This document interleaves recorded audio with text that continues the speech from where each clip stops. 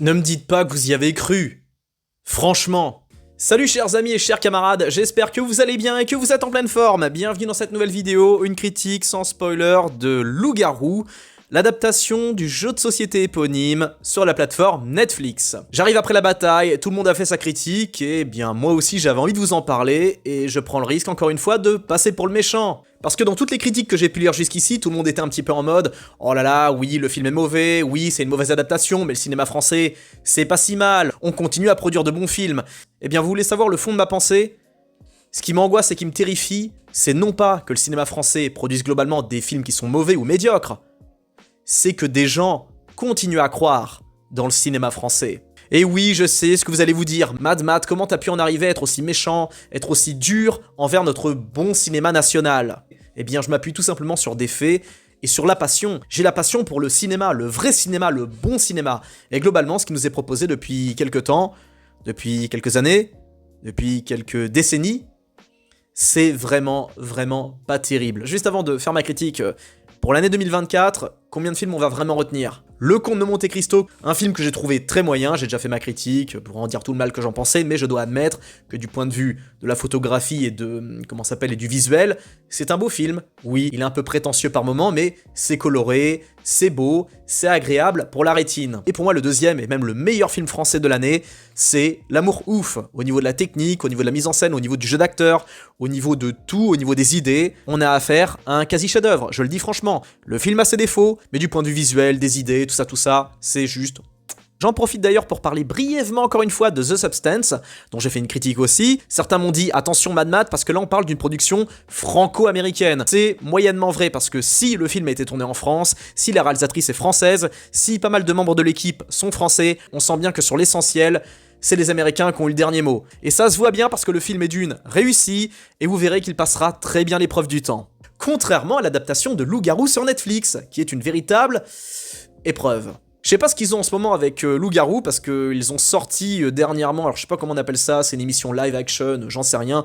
Enfin, ils ont essayé de refaire, ils ont essayé de faire une espèce de Loup-Garou réaliste, avec des acteurs, des personnalités, tout ça. J'ai regardé le premier épisode parce qu'il était gratos sur Canal+, et aussi parce que je voulais voir cet acteur que j'adore, enfin ce comique, ce comédien, c'est Stéphane Malazagne, il était dedans, et je voulais regarder juste pour lui. Et j'ai vite lâché l'affaire parce que c'est... Je sais pas, en ce moment, ils ont... je sais pas, les programmes qui sortent sur MyCanal, sur YouTube également, enfin, ils essayent, je sais pas, de complexifier ce qu'ils font, c'est à moitié bizarre, enfin, j'ai pas accroché, j'ai tenu un quart d'heure, franchement, j'ai zappé, et j'ai lâché l'affaire, alors c'est peut-être parce que c'est pas ma génération, c'est peut-être parce que j'ai pas le truc, enfin, en tout cas, j'ai pas accroché du tout, vous, je sais pas, et en tout cas, j'aimerais bien avoir votre avis concernant l'adaptation de Loup-Garou sur Canal+, enfin, ce qu'ils en ont fait, parce que moi, personnellement, sans être un fan de Loup-Garou, c'est un jeu que j'apprécie, j'y ai joué un petit peu quand j'étais avec les gamins, quand j'étais animateur, ça me faisait marrer. Même si je suis pas un hyper méga fan, en fait, pour anecdote, si vous voulez savoir, je n'aime pas les jeux de société. Parce que je comprends rien, je ne comprends rien aux jeux de société, j'ai essayé Magic, je pige que dalle, j'ai essayé le Warhammer, pareil, j'ai essayé tout plein de trucs, et d'ailleurs, mention spéciale, big up à ceux qui kiffent les jeux de société, parce que croyez-moi, les jeux de société, en réalité, c'est une véritable, enfin, les fans, les amoureux de jeux de société, c'est vraiment une commu, mais super intelligente. Du côté des fans de jeux de société, on a des gars qui sont des experts en calcul mental, en analyse, je sais pas, en projection, ce que vous voulez, les mecs touchent, ils sont super forts, et je les salue, parce qu'ils sont super, enfin, ils m'ont impressionné. J'ai gravité un petit peu dans le milieu et je voyais que j'y avais pas du tout ma place, mais j'étais impressionné par l'intelligence des mecs qui sont là-dedans, quoi. C'est vraiment pas rien, et bravo à vous de faire survivre, on va dire, cet art, parce que je considère le jeu de société comme un art réel, et je suis content de voir que le jeu de société, ça continue à marcher, parce que moi je suis juste team jeu vidéo, moi je suis pas compliqué, je suis un bas de plafond, moi une partie de poker de temps en temps, un Call of et un GTA, et basta, quoi. Mais bref, Loup-Garou, c'est un jeu comme tout le monde que j'apprécie, sans pour autant être un grand fan, et je suis assez surpris que ce ne soit que maintenant qu'on commence des adaptations, parce que j'étais sûr que le cinéma français ou certains producteurs zélés allaient directement sauter sur l'occasion et sur le concept pour proposer des films, des séries, mais genre, c'est quelque chose qui aurait dû sortir déjà il y a une dizaine d'années. Et ça sort comme ça, pouf, en 2024 en même temps, donc la version Canal et la version Netflix. Et j'estime que ça servait à rien d'attendre aussi longtemps pour nous produire quelque chose d'aussi médiocre, parce que vraiment... Qu'est-ce que c'est français? En fait, c'est ça, j'ai un nouveau vocabulaire pour ce genre de film, ce n'est plus mauvais. C'est français, tout simplement. Et comment résumer Loup-Garou, je veux dire, par rapport à sa francitude? Eh bien, c'est pas compliqué. Acteurs qui jouent mal ou qui s'auto-caricaturent ou qui sont, comment dire, en roue libre, à l'exception de Franck Dubosc, que je trouve être correct. Je trouve que Franck Dubosc a un jeu correct, vraiment, et je sais que je vais me faire des ennemis en disant ça, mais j'estime que Franck Dubosc a quand même cette fibre, il a cette humanité qui fait que, globalement, dans le gros des films dans lesquels je le vois, eh bien, je trouve qu'il tient plus ou moins la barre, quoi. Quel que soit son rôle, bon, malheureusement, il n'aura pas eu trop de rôle dramatique, et je pense qu'il aurait été pas mauvais dans ce cas de figure, dans ce registre. Malheureusement, il s'est enfermé dans des comédies, bon, de toute façon, il n'y a plus que ça en France, hein, des comédies ou alors des drames intimistes bourgeois, et je suis plutôt content de ne pas l'avoir vu dans cette seconde catégorie. En tout cas, je vous conseille quand même un film, Inconnu au bataillon, que vous n'avez sans doute jamais vu, qui a été un échec total au box-office, c'est aussi d'ailleurs pour moi une occasion d'en parler, c'est Loup-garou tombe bien comme il y a Franck Dubosc dedans. Je vous invite à regarder ce film qui est génial, toute ressemblance. Ce film a été un bide total à sa sortie, et pourtant il est super intéressant, super dynamique. C'est presque pas un film français, on a l'impression qu'il a été monté à l'américaine.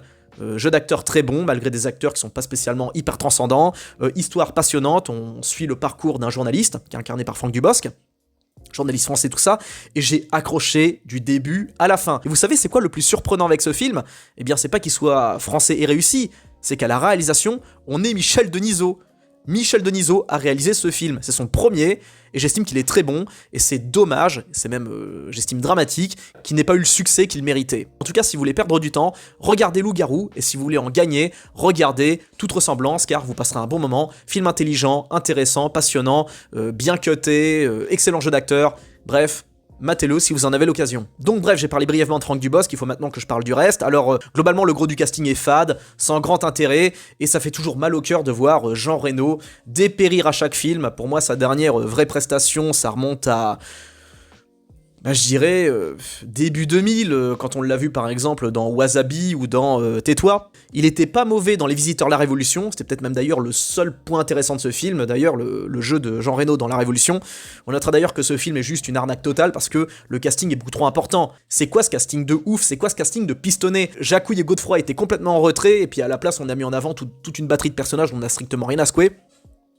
Et donc bref, ça me fait mal pour Jean Reno parce que c'était un grand acteur. Il aura été exemplaire dans les films de Luc Besson, et globalement c'est tout. On retiendra pratiquement que ça, et c'est bien dommage car j'estime que Jean Reno faisait partie de nos meilleurs acteurs, car il était aussi bon dans le comique que dans le dramatique. Dans Les Visiteurs, le premier, il y a des moments où il était pas loin de me faire tirer les larmes, hein, notamment quand il fait ses adieux à sa petite fillotte à la fin des Visiteurs. Et au niveau dramatique, il avait quelque chose, quoi, dans sa voix, dans sa posture, dans sa gestuelle, il était vraiment excellent. Les Visiteurs ont d'ailleurs 3 niveaux de lecture, c'est à la fois une comédie, un drame et un film d'horreur. Et donc ça fait de la peine de voir Jean Reno là-dedans, cachetonné dans cette comédie... brièvement mix avec Jumanji, avec un soupçon de loup-garou évidemment, des loups-garous qu'on voit qu'à la fin, et des loups-garous super bien faits, hein, juste magnifiques. 2024, et on produit ça, qu'on voit encore une fois, je le dis, vraiment à la toute fin du film. Concernant la mise en scène, le tempo, tout ça, écoutez, on a affaire à un film plutôt gênant, dans la grande tradition des comédies françaises. Alors au niveau de la mise en scène, ça qui me frappe toujours, c'est que c'est toujours propre, trop propre même, j'ai l'impression qu'on sait plus faire de films historiques. Parce que si on prend par exemple Les Trois Mousquetaires, qui est sorti donc en 2023, qu'est-ce que c'était crade? Tous les personnages ressemblaient à des clodos. Ils avaient de la terre plein la gueule, des fringues dégueulasses, c'était ultra sombre. On était dans une espèce de post-renaissance super crade. Et là, on est télescopé dans un Moyen-Âge semi-clean, pas spécialement dégueulasse, où tout le monde parle normalement. Les mecs parlent pas du tout comme dans Les Visiteurs ou des films comme ça, des films d'époque. Et ça, c'est assez déconcertant parce que je trouve qu'on manque justement de films français où on parle avec un vieux français, un vieux François. J'aimerais bien revoir des films où les mecs, ils disent par exemple je ne sais point plutôt que je ne sais pas. Qu'ils emploient des expressions de l'époque, quoi. Ça pourrait être rigolo, ça pourrait être marrant. Quitte à avoir une langue riche comme la nôtre, autant l'exploiter jusqu'au bout, quoi. Donc niveau immersion, c'est 0, niveau attachement pour les personnages, c'est 0, cette famille, on sait pas trop recomposer, enfin bon, on a du mal à s'attacher à eux, c'est cousu de fil blanc, on sait très bien quels seront les tenants, les aboutissants, il y a strictement rien d'original. La bande-annonce déjà faisait très peur, et ce qui est drôle avec cette bande-annonce, c'est que on essaye de pas trop singer les Américains, même si on essaye un petit peu de leur ressembler, hein, y compris jusqu'au montage de la bande-annonce, hein, où comme musique par-dessus, ils ont mis Born to be Wild. C'est ouf à quel point on a cette capacité à ringardiser tout ce qu'on touche, c'est terrible, c'est presque un exploit à force. Au niveau de la musique, absolument rien à retenir, au niveau des gags, mon dieu, le gag de la flèche...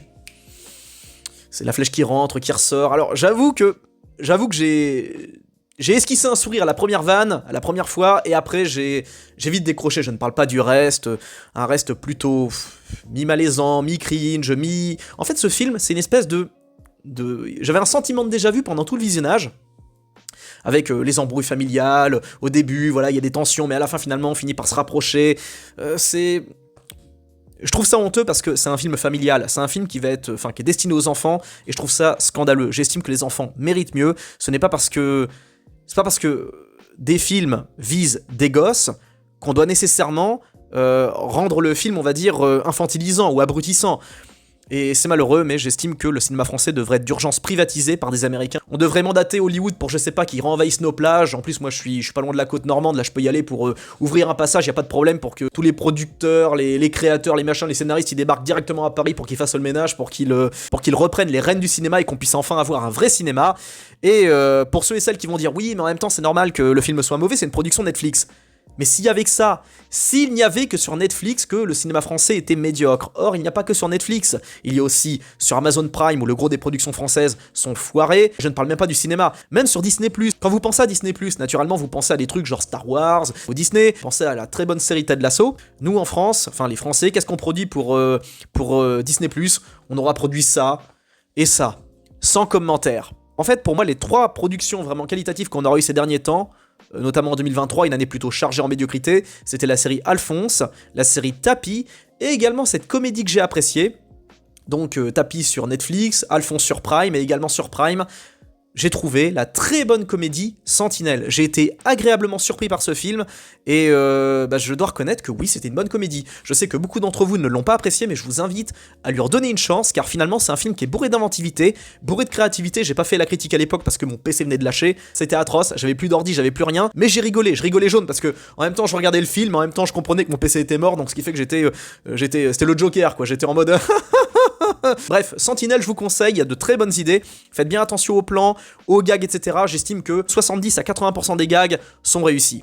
Et concernant Loup-Garou, écoutez, rien de drôle, rien de vraiment fun, rien de spécialement transcendant. C'est triste, mais en même temps, ça devient une routine à force, une routine d'avoir des films français mauvais, et...